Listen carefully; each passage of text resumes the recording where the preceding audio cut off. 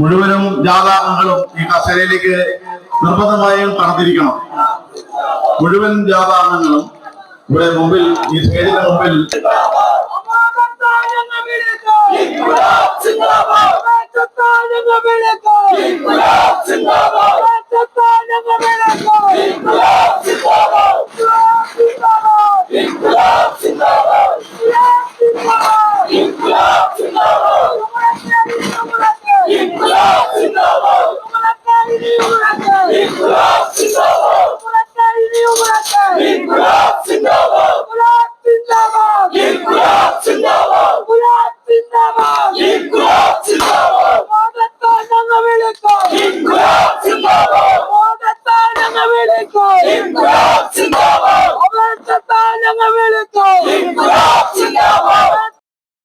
പ്രിയമുള്ളവരെ, ഇടതുപക്ഷ ജനാധിപത്യ മുന്നണി അയ്യങ്കുന്ന് കമ്മിറ്റിയുടെ ആഭിമുഖ്യത്തിൽ ഇന്ന് രാവിലെ മുതൽ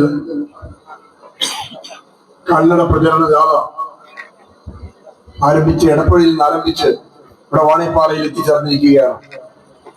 ഈ ജാഥയിൽ LDF ഉയർത്തിക്കാണിച്ച മുദ്രാവാക്യം എന്ന് പറയുന്നത് LDF വരും, അയ്യങ്കുന്നും കുതിക്കും എന്നുള്ളതാണ്. അയ്യങ്കുന്നും കുതിക്കും എന്നുള്ളതാണ്. എന്താണ് അയ്യങ്കുന്നും കുതിക്കും എന്ന് പറയാൻ കാരണം?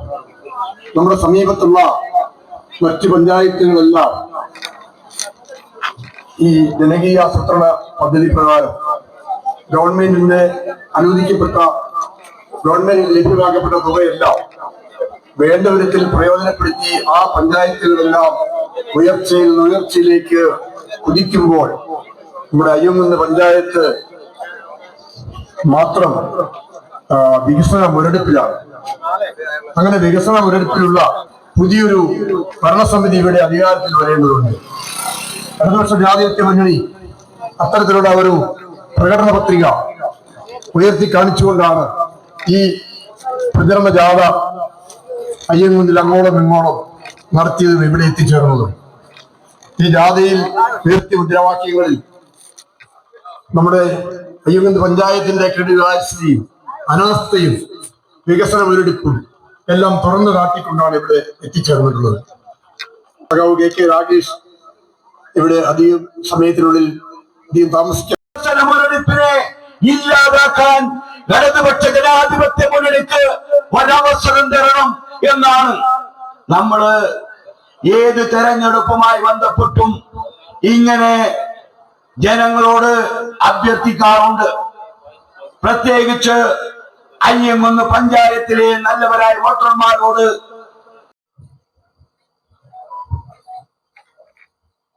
വേദിയിലും സദസ്സിലുമുള്ള ഇടതുപക്ഷ ജനാധിപത്യ മുന്നണിയുടെ ആദരണീയരായ നേതാക്കളെ,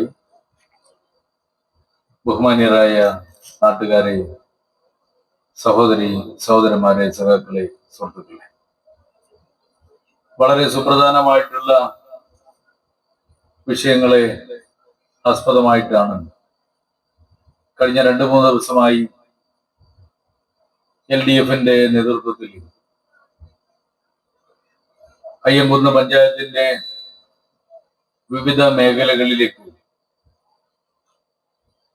ഈ പഞ്ചായത്തിലെ വികസന പ്രശ്നങ്ങൾ മുൻനിർത്തിക്കൊണ്ട് ഇടതുപക്ഷ ജനാധിപത്യ മുന്നണിയുടെ പ്രവർത്തകർ ജാഥയുമായി പര്യടനം നടത്തിയത്. ഈ പര്യടനത്തിലുടനീളം പഞ്ചായത്തിന്റെ വികസന പ്രശ്നങ്ങൾ നാട്ടിലാകെ അവതരിപ്പിച്ചിട്ടുണ്ട്. ഞാൻ ഈ പഞ്ചായത്തിലുള്ള ബഹുമാന്യരായ ആളുകളോട് അഭ്യർത്ഥിക്കുകയാണ്, നിങ്ങൾ ഈ പഞ്ചായത്ത് വിട്ട് കേരളത്തിൽ എവിടെ വേണമെങ്കിലും ഇടതുപക്ഷം ഭരിക്കുന്ന ഇടങ്ങളിൽ നിങ്ങൾ പറ്റുമെങ്കിലും ഒന്ന് പോയി നോക്കുക. സർക്കാരിന്റെ പൊതുവികസന പ്രവർത്തനങ്ങളുണ്ട്,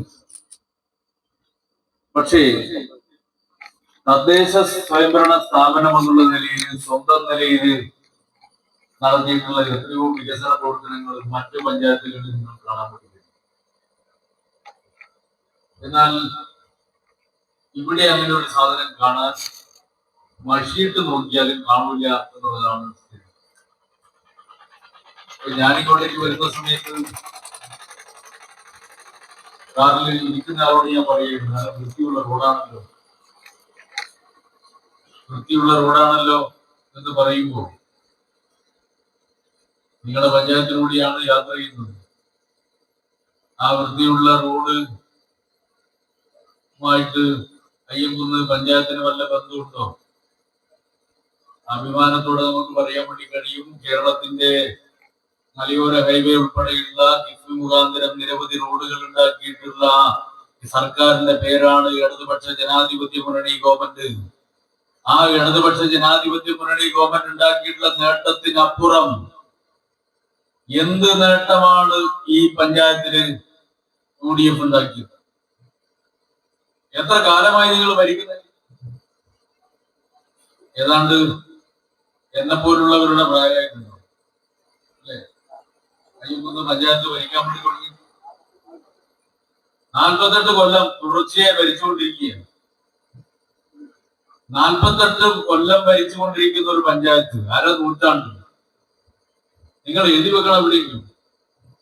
അരനൂറ്റാണ്ട് ഞങ്ങൾ ഭരിച്ചു, എന്നിട്ട് അരനൂറ്റാണ്ട് കാലത്തെ സ്മാരകം ഞങ്ങൾ ഉണ്ടാക്കി, വികസന മുരടിപ്പിന്റെ സ്മാരകം ഞങ്ങൾ ഉണ്ടാക്കി എന്ന് എഴുതി വെക്കണം. പ്രിയപ്പെട്ട നാട്ടുകാരെ, നിങ്ങളൊരു നിമിഷം ചിന്തിക്കണം, എന്തിനായി ഇത് സഹിക്കുന്നത്? എന്തിനായി സഹിക്കുന്നത്? ഇവിടെ ചൂണ്ടിക്കാണിച്ചല്ലോ,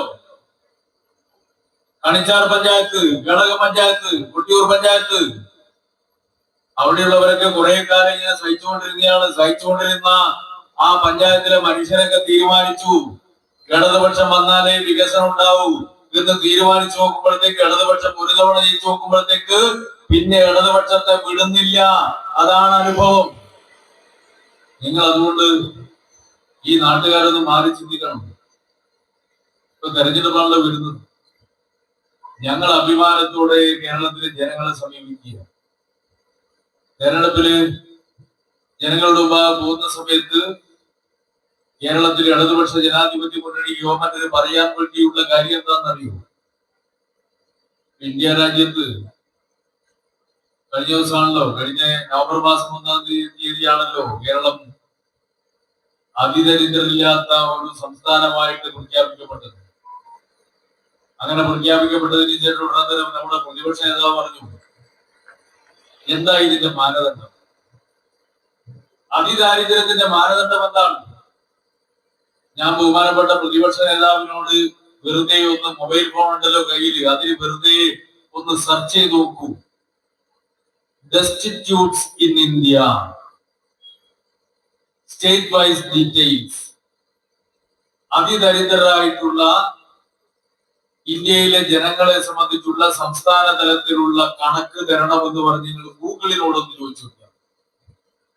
പ്രതിപക്ഷ നേതാവ് പത്രസമ്മേളനത്തിൽ ചോദിക്കേണ്ട കാര്യമില്ല, ഗൂഗിളിനോട് ചോദിച്ചാൽ ഗൂഗിൾ പറഞ്ഞുതരും. ആകെ ഇന്ത്യ രാജ്യത്ത് ഏറ്റവും കൂടുതൽ അതിദരിദ്രരുള്ള സംസ്ഥാനം ബീഹാർ. ബീഹാർ കഴിഞ്ഞ് രണ്ടും മൂന്നും സംസ്ഥാനങ്ങളിൽ കഴിഞ്ഞാൽ മൂന്നാമത്തെ സംസ്ഥാനം ഉത്തർപ്രദേശ്. ബീഹാറിൽ എത്രയെന്നറിയോ? 30% മനുഷ്യർ അതിദരിദ്രരാണ്. 100 ആളുകൾ എടുത്തു കഴിഞ്ഞാൽ അതിൽ 30% അതിദരിദ്രർ. ഉത്തർപ്രദേശിൽ ഏതാണ്ട് അങ്ങനെയാണ്. 27% വരുന്ന ജനങ്ങള് അതിദരിദ്ര. ഇത് കണ്ടെത്തിയ ഞങ്ങളല്ല, കൃത്യമായ മാനദണ്ഡത്തോടുകൂടി നീതി ആയോഗ് കണ്ടെത്തി. കേരളം ഇപ്പൊ പ്രഖ്യാപിച്ചിരിക്കുന്നു, ഇന്ത്യ രാജ്യത്ത് ലോകത്തിന് അത്യപൂർവ ഇടങ്ങളിൽ മാത്രം ഉണ്ടാക്കാൻ വേണ്ടി കഴിഞ്ഞ നേട്ടം നമ്മുടെ കേരളം പ്രഖ്യാപിച്ചിരിക്കുകയാണ്. അതിദരിദ്രരില്ലാത്ത ഒരു സംസ്ഥാനമായി, ഇന്ത്യയിലെ ആദ്യത്തെ സംസ്ഥാനമായി നമ്മുടെ കൊച്ചു കേരളം പ്രഖ്യാപിച്ചിരിക്കുകയാണ്. വെറുതെ ഉണ്ടായതല്ല, ഇടതുപക്ഷ ജനാധിപത്യ മുന്നണി ഗവൺമെന്റിന്റെ നേട്ടമാണ് എന്ന് അഭിമാനത്തോടെ നമുക്ക് പറയാൻ കഴിയും. എൽഡിഎഫിന്റെ നേട്ടം എന്താ? ഈ അതിദരിദ്രം ഇല്ലാതിരിക്കാൻ കാരണം എന്താ? വളരെ ആസൂത്രിതമായി സർക്കാർ ഇടപെട്ടു. കേരളത്തിൽ അതിദരിദ്രമില്ല. അതിദരിദ്രർ മാത്രമല്ല, ലോകത്തിന്റെ മുന്നിൽ തലയുയർത്തി ഒരു സംസ്ഥാനമായിട്ട് നമ്മൾ നിൽക്കുക. എന്താ കാരണം? അതിന് നിരവധി കാരണങ്ങളുണ്ട്. ഇപ്പൊ ഇന്ത്യയിൽ തന്നെ ഏറ്റവും കൂടുതൽ വയോജനങ്ങളുള്ള ഒരു സംസ്ഥാനമാണ് കേരളം. ഏറ്റവും കൂടുതൽ 100 ആളുകൾ എടുത്താൽ 100-ൽ 25 ആള് വയോജനങ്ങളാണ്, പ്രായമായവർ എന്ന് പറയുന്നവരാണ്. പക്ഷെ നമ്മുടെ നാട്ടിലെ പ്രായമായവർ എന്ന് പറയുന്ന 60 വയസ്സിന് മേലെത്തിയ പ്രായമായി എന്നാണ് പറയുക. വയോജനങ്ങൾ എന്ന് പറയുന്ന കാറ്റഗറിയാണ്. പക്ഷെ 60 വയസ്സിന് മേലെത്തിയ കേരളത്തിലെ മനുഷ്യരുടെ മുഖത്ത് നോക്കിയാൽ ഇപ്പോൾ നല്ല ചെറുപ്പക്കാരാണ്, അല്ലെ? ചെറുപ്പം വിട്ടുമാറിയിട്ടുണ്ടാവും. നിങ്ങൾ ബീഹാറിലോ അല്ലെങ്കിൽ BJPയുടെ ഉത്തർപ്രദേശിലോ കോൺഗ്രസ് കുറെ കാലം ഭരിച്ചിട്ടുള്ള വടക്കേ ഇന്ത്യൻ സംസ്ഥാനങ്ങളിലോ ഉള്ള 60 വയസ്സുകാരായിട്ടുള്ള ആളുകൾ ഒരു 10-50 പേരെ നിങ്ങൾ ഇങ്ങനെ കൂട്ടിക്കൊണ്ടുവരിക, എന്നിട്ട് അവിടെ കൂടി ഇരുത്തുക. നമ്മുടെ നാട്ടിലെ 50 വയസ്സുകാരെ ഒന്നിച്ചിരുത്തുക. ഇന്ത്യ എങ്കിൽ കാണാൻ വേണ്ടി കഴിയും. വടക്കേ ഇന്ത്യയിലെ 50 വയസ്സുകാർ നമ്മുടെ നാട്ടിലെ 80 വയസ്സുകാരെ പോയി ഉണ്ടാവും. എന്നാൽ കേരളത്തിലെ 60 വയസ്സുകാര് വടക്കേ ഇന്ത്യയിലുള്ള 40 വയസ്സുകാരെ പോലെ ഉണ്ടാവും. അതാ വ്യത്യാസം. ഇപ്പോഴും ലോകത്തിൽ തന്നെ അത്ഭുതമായി നിൽക്കുകയാണ് കേരളം.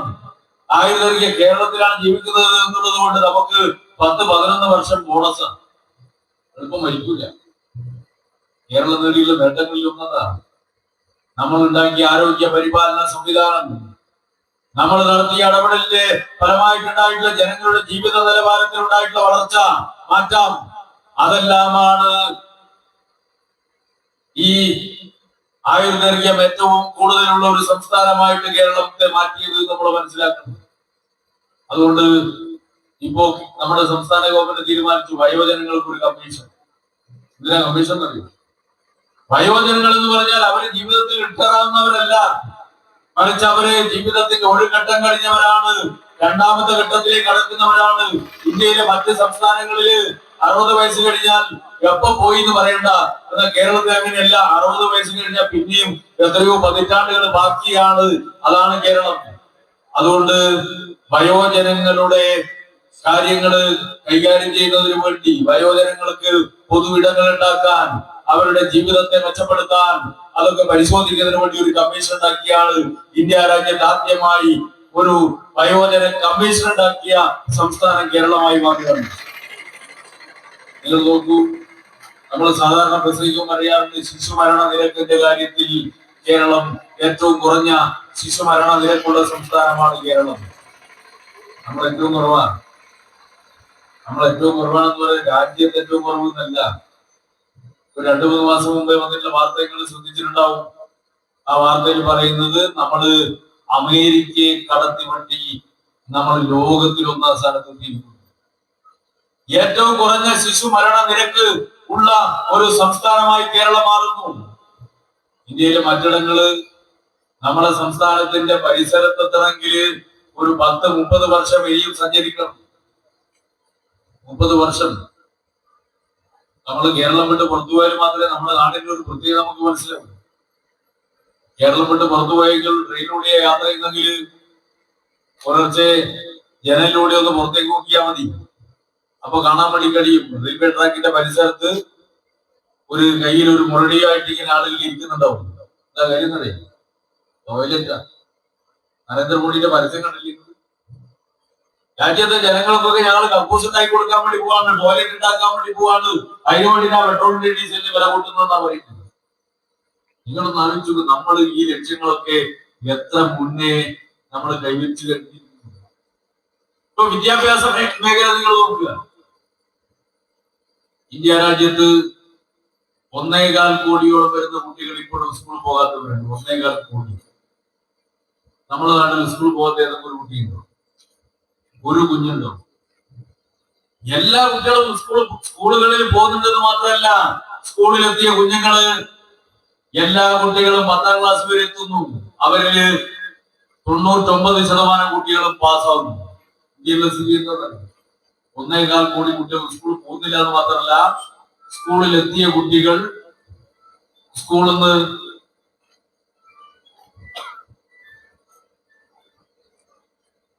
ഡ്രോപ്പ് ഔട്ട് ആവുന്നു. പഠിച്ചുകൊണ്ടിരിക്കുന്ന കുട്ടികൾ പഠനം നിർത്തി കൂലിവേലക്കും മറ്റും പോവുകയാണ്. നമ്മുടെ രാജ്യത്തിന്റെ വികൃതതാണ്. ഏതാണ്ട് 2 കോടിയോളം വരുന്ന കുട്ടികൾ അങ്ങനെ കൂലിവേലക്ക് പോകുന്നവരായിട്ടുണ്ട്. 3 കോടിയിലധികം വരുന്ന കുട്ടികൾ സ്കൂളിൽ പോകാത്ത, നമ്മുടെ ഹോട്ടലുകളിൽ ഇലവലിക്കാൻ എച്ചില വലിക്കാൻ വേണ്ടി പോകുന്ന ഒരു രാജ്യമാണ് ഇന്ത്യ രാജ്യം. അവിടെയാണ് സ്കൂളിൽ പോകാത്ത ഒരു കുഞ്ഞുമില്ലാത്ത ഒരു സംസ്ഥാനം ലോകത്തിന്റെ മുന്നിൽ തലയുയർത്തി നിൽക്കുന്നു. ഇപ്പൊ നമ്മൾ ലക്ഷ്യം വെക്കുന്നത് എല്ലാ കുട്ടികളും എല്ലാ വിഷയങ്ങളിലും A+ നേടുന്നവരായിട്ട് മാറണം. നിങ്ങൾ കോവിഡിന്റെ കാലത്ത് കണ്ടില്ലേ? ഇപ്പൊ അതിസമ്പന്നരുടെ രാജ്യമാണ് അമേരിക്ക എന്നാണ് പറയുക. അമേരിക്കയിൽ പോലും ഓക്സിജൻ കിട്ടാതെ എത്ര മനുഷ്യരാണ് മരണപ്പെട്ടു പോയത്? എത്രമാത്രം മനുഷ്യരെയാണ് ഒന്നിച്ച് വലിയ കിടങ്ങുണ്ടാക്കി അതിനകത്ത് കുളിച്ചു മൂടിയ ചിത്രം നിങ്ങൾ കണ്ടില്ലേ? ഇന്ത്യ രാജ്യത്തിന്റെ യമുനാ നദിയിലൂടെ മൃതശരീരങ്ങൾ ഒഴുകി പോകുന്ന ചിത്രം നമ്മൾ കണ്ടില്ലേ? ആശുപത്രിയിൽ ചികിത്സ കൊടുക്കാൻ വേണ്ടി കഴിയാതെ ഒരാളുടെ മുഖത്ത് വെച്ചിട്ടുള്ള ഓക്സിജൻ ഇല്ല, തീർന്നുപോയി. അതുകൊണ്ട് മാസ്ക് എടുത്തിട്ട് വേറൊരാളുടെ കുറച്ചുകൂടി ചെറുപ്പക്കാരനെ ഒരാളുടെ മുഖത്ത് വെക്കുകയാണ്. നമ്മുടെ പ്രായമായ ആള് മരിച്ചു പോയിക്കോട്ടെ, ചെറുപ്പക്കാരൻ രക്ഷപ്പെട്ടോട്ടെ എന്ന് വെച്ചിട്ട് അയാളുടെ മുഖത്തേക്ക് വെക്കുകയാണ്. നമ്മൾ കണ്ട ചിത്രം നോക്ക്. നമ്മുടെ കേരളത്തിൽ ഇങ്ങനെ ഒരു ചിത്രം നമ്മൾ കണ്ടോ? ചികിത്സ കിട്ടാതെ ഏതെങ്കിലും ഒരു മനുഷ്യൻ ഈ കേരളത്തിൽ മരിക്കേണ്ടി വന്നിട്ടുണ്ടോ? നമ്മുടെ ആശുപത്രികൾ മാറിയ മാറ്റം നിങ്ങൾ നോക്കൂ. ആ മാറ്റം പക്ഷെ നിങ്ങൾ ഇവിടെ കാണില്ല.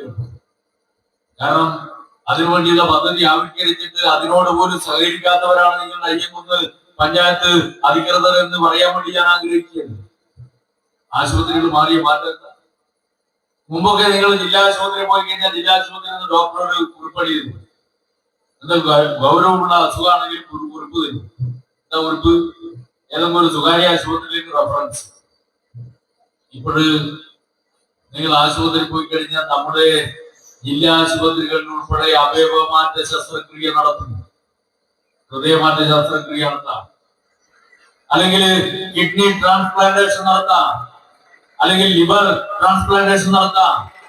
അവയവമാറ്റ ശസ്ത്രക്രിയ നടത്താൻ വേണ്ടി കഴിയുന്ന ആശുപത്രികളായിട്ട് നമ്മുടെ ജില്ലാ ആശുപത്രികൾ മാറിയിരിക്കുന്നു. പ്രാഥമിക ആരോഗ്യ കേന്ദ്രങ്ങള് കുടുംബാരോഗ്യ കേന്ദ്രങ്ങളായി മാറ്റപ്പെട്ടിരിക്കുന്നു. ഇതൊരു മാറ്റം.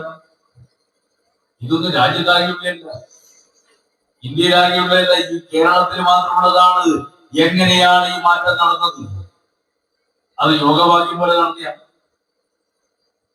ഏതെങ്കിലും ഒരു യോഗഭാഗ്യം പോലെ നടത്താണോ? അല്ല. ഈ കേരളത്തില് ഇടതുപക്ഷ ജനാധിപത്യ മുന്നണി 2016 തെരഞ്ഞെടുപ്പിൽ ജനങ്ങളുടെ മുമ്പാകെ പോകുന്ന സമയത്ത് ഒരു പ്രകടന പത്രിക അവതരിപ്പിച്ചുകൊണ്ട് പറഞ്ഞു ഞങ്ങൾ ഇത് നടപ്പിലാക്കും. എന്നിട്ട് നടപ്പിലാക്കാൻ വേണ്ടി തുടങ്ങി. അതിനുശേഷം ഭരണം തുടർച്ചയുണ്ടായി. വീണ്ടും ഒരു പ്രകടന പത്രിക അവതരിപ്പിച്ചു, നടപ്പിലാക്കുമെന്ന് പറഞ്ഞു. നടപ്പിലാക്കി വന്നപ്പോ കേരളത്തിൽ അത്ഭുതകരമായ മാറ്റം വിവിധ മേഖലകളിൽ ഉണ്ടാക്കിയെടുക്കാൻ ഇടതുപക്ഷ ജനാധിപത്യ മുന്നണി ഗവൺമെന്റ് കഴിഞ്ഞു എന്നുള്ളതല്ലേ നാടിന്റെ അനുഭവം. ഞാനിപ്പോ ആശുപത്രികൾ മാറി എന്ന് പറയുമ്പോ ഒരു ദിവസം മാധ്യമങ്ങളൊക്കെ വലിയ ചർച്ചയായിരുന്നു. നമ്മുടെ നമ്പർ 1 പോയോ?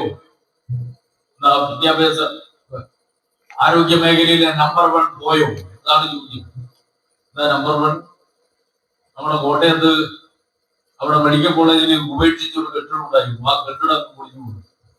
130 കോടി രൂപ ഉപയോഗിച്ചുകൊണ്ടുണ്ടാക്കിയിട്ടുള്ള വലിയ കെട്ടിടം വേറെ ഉണ്ട് കേട്ടോ, കിഫ്ബിന്റെ. അത് നമ്മുടെ മാധ്യമങ്ങളുടെ കണ്ണിൽ പെടൂല. ഉപേക്ഷിച്ച ഒരു കെട്ടിടം, ദൗർഭാഗ്യവശാൽ അതും പൊളിഞ്ഞുപോയി. ടോയ്ലറ്റ് ആവശ്യത്തിന് വേണ്ടി ആ കെട്ടിടത്തിലുള്ള ഈ ടോയ്ലറ്റ് ഉപയോഗിക്കും ആളുകൾ, ഉപേക്ഷിച്ചതാണ്. പൊളിഞ്ഞപ്പോ ദൗർഭാഗ്യകരമായ ഒരു സംഭവം ഉണ്ടായി. ഒരു സ്ത്രീ മരണപ്പെട്ടു. അതോടുകൂടി നാട്ടിൽ മുഴുവൻ പ്രചരണമാണ്. നമ്പർ 1 പോയോ? നമ്മൾ കാണുന്നില്ല. നമ്മുടെ മെഡിക്കൽ കോളേജുകൾ, ജില്ലാ ആശുപത്രികൾ, പ്രാഥമിക ആരോഗ്യ കേന്ദ്രങ്ങൾ ഉൾപ്പെടെയുള്ള പൊതുജന ആരോഗ്യ സംവിധാനങ്ങള് ഉജ്ജ്വലമായ മാറ്റത്തിലേക്ക് വളർന്നു വന്നില്ലേ? ഒരു ദിവസം മലയാള മനോരമയിൽ ഒരു വാർത്ത, സ്റ്റണ്ട് ഇല്ല, സർജറി മുടങ്ങി. സ്റ്റണ്ട് വേണം, ശരിയാ. ലക്ഷക്കണക്കിന് രൂപ വിലയുള്ള സാധനം സ്റ്റണ്ട് വേണം, ഇല്ലാണ്ടായിപ്പോയി. ഒരു ദിവസം കിട്ടാതെ ഒരു ദിവസം സർജറി മുടങ്ങാൻ പാടില്ല, സർജറി നിർബന്ധമായി നടക്കണം. പക്ഷെ UDF നിങ്ങൾ ഭരിക്കുമ്പോൾ വാർത്ത എന്തായിരുന്നു? ആശുപത്രികളിൽ പാരസെറ്റമോൾ ഇല്ല. UDF കേരളം ഭരിക്കുമ്പോൾ കേരളത്തിലെ സർക്കാർ ആശുപത്രികളിൽ പാരസെറ്റമോൾ പോലും ഉണ്ടായിരുന്നില്ല. ഡോക്ടർമാരുണ്ടായിരുന്നോ? അങ്ങേറ്റ വൃത്തിഹീനമായ ആശുപത്രി ആയിരുന്നില്ലേ? ആ ആശുപത്രികള് ഞങ്ങൾ മാറ്റി. നിങ്ങള് നമ്പർ 1 പൊളിഞ്ഞോ എന്ന് പറഞ്ഞുകൊണ്ട് നിങ്ങൾ വാർത്ത കൊടുത്താലൊന്നും നമ്പർ 1 ഇല്ലാണ്ടാവില്ല. കേരളത്തെ ആരോഗ്യ മേഖലയിൽ നമ്പർ 1 ആയി തലയുയർത്തി നിൽക്കുന്ന സംസ്ഥാനമാക്കിയിട്ട് ഈ കേരളത്തെ മാറ്റിയത് ഇടതുപക്ഷ ജനാധിപത്യ മുന്നണി ഗവൺമെന്റ് ആണ് എന്ന് അഭിമാനത്തോടെ നമുക്ക് പറയാൻ വേണ്ടി കഴിയും. ഏതൊക്കെ മേഖലയിലാണ്? ഒരു ദിവസം നമ്മുടെ നിയമസഭയില് കുഞ്ഞാലിക്കുട്ടി നടത്തിയ ഒരു പ്രസംഗം ഞാൻ കേൾക്കുകയായിരുന്നു. അത് ഞാൻ മുഖ്യമന്ത്രിയുടെ പ്രൈവറ്റ് സെക്രട്ടറി ആയിട്ട് പ്രവർത്തിക്കുകയും. എന്താ പ്രസംഗം? ദേശീയവാദ ആകെ കാണാറുള്ളത് ദേശീയവാദയുണ്ട്. ഇതൊന്നും കാണൂല, ഇതൊക്കെ ഞങ്ങൾ ഉണ്ടാക്കിയത്. ദേശീയവാദിയേ ഉള്ളൂ. ആ ദേശീയവാദിയോ അങ്ങ് മംഗലാപുരത്ത് നിന്ന് കടന്നു വരുന്നത് നേരെ അങ്ങ് തമിഴ്നാട്ടിലേക്ക് പോകുന്നതിനിടയിൽ കേരളത്തിലൂടെ ഇങ്ങനെ കടന്നു പോകുന്ന സമയത്ത് അങ്ങ് പോയി എന്നല്ലാതെ ഇതിൽ നിങ്ങൾക്ക് എന്താ പങ്ക് എന്നാണ് ചോദിച്ചത്. ഇടതുപക്ഷ ജനാധിപത്യ മുന്നണി ഗവൺമെന്റ് അധികാരത്തിൽ വന്നപ്പോ മുഖ്യമന്ത്രി ഡൽഹി പോയിട്ട് നിതിൻ ഗഡ്കരി കാണാൻ വേണ്ടി പോയ ഘട്ടത്തിൽ 5 തവണയാണ് കാണാൻ പോയത്. കാണാൻ വേണ്ടി പോയ 5 തവണയും അദ്ദേഹത്തിന്റെ കൂടെ യാത്ര ചെയ്ത ഒരാളാണ് ഞാൻ.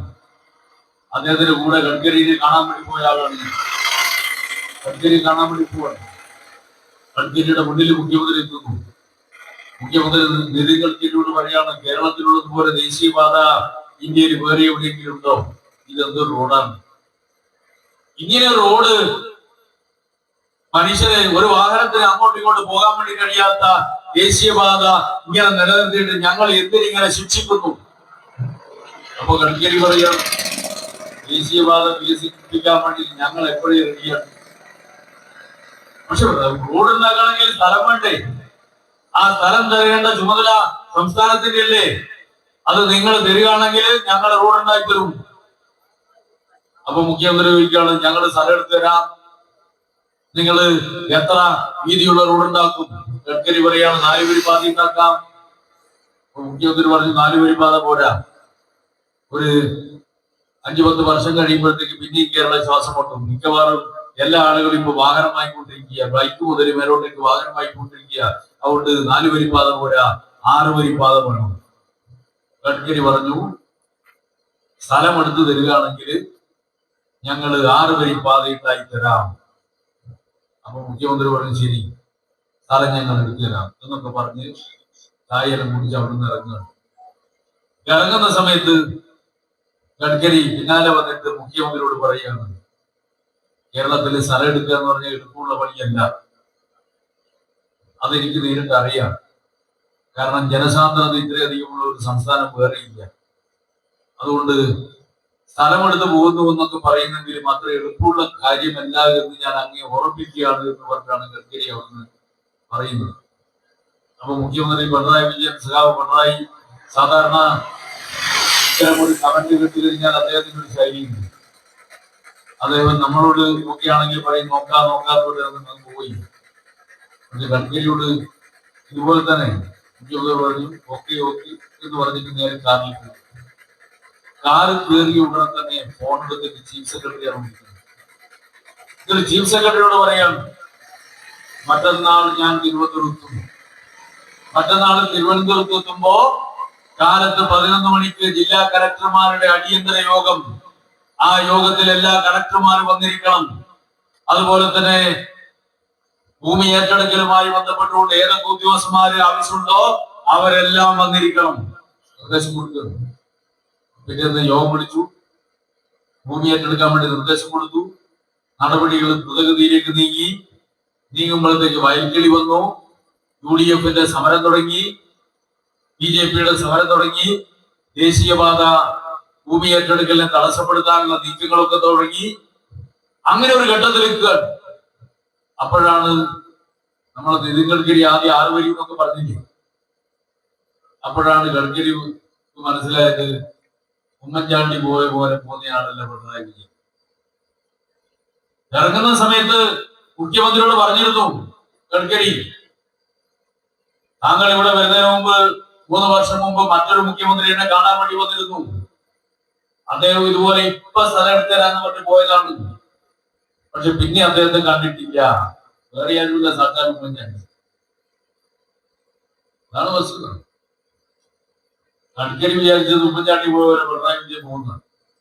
സ്ഥലം എടുക്കൽ നടപടിയിലേക്ക് നീങ്ങി. അപ്പോഴാണ് ആദ്യം തുടക്കം വന്നത് കേട്ടോ. ഇവിടെ എന്താ തടസ്സം വന്നു? എന്താ തടസ്സം? കേരളം നിശ്ചയിച്ചുള്ള തുക നൽകാൻ വേണ്ടി പറ്റൂല. ഉയർന്ന തുകയാണ്. ഇത്രയധികം നഷ്ടപരിഹാരം കൊടുക്കാൻ കഴിയില്ല. അപ്പോൾ അന്നേരം വീണ്ടും കാണാൻ പോവാണ് മുഖ്യമന്ത്രി. എന്നിട്ട് മുഖ്യമന്ത്രി ഗഡ്കരിയോട് പറയാണ്, പാവപ്പെട്ട മനുഷ്യർ അവരുടെ ഭൂമി ഏറ്റെടുക്കുന്ന സമയത്ത് ഭൂമി ഏറ്റെടുക്കൽ നിയമത്തെ അടിസ്ഥാനപ്പെടുത്തിക്കൊണ്ട് എത്രയാണോ നഷ്ടപരിഹാരം കൊടുക്കേണ്ടത് അത് തന്നെ നൽകണം. അല്ലാതെ ഭൂമി എടുക്കാൻ പറ്റൂല. സർക്കാരി പ്രശ്നമായി. അങ്ങനെ ഒരു തവണയല്ല പലതവണയായി.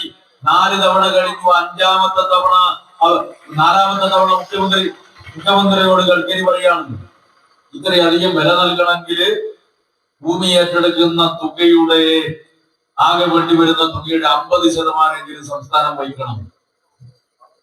ഇന്ത്യയിൽ മറ്റൊരു സംസ്ഥാനത്തോട് അങ്ങനെ പറഞ്ഞിട്ടില്ല. ആരോട് പറഞ്ഞിട്ടില്ല. ഇന്ത്യയിലെ മറ്റൊരു സംസ്ഥാനവും ദേശീയപാത ഉണ്ടാക്കുന്നതിന് വേണ്ടി അങ്ങോട്ടേക്ക് പണം കൊടുക്കേണ്ടി വന്നിട്ടില്ല.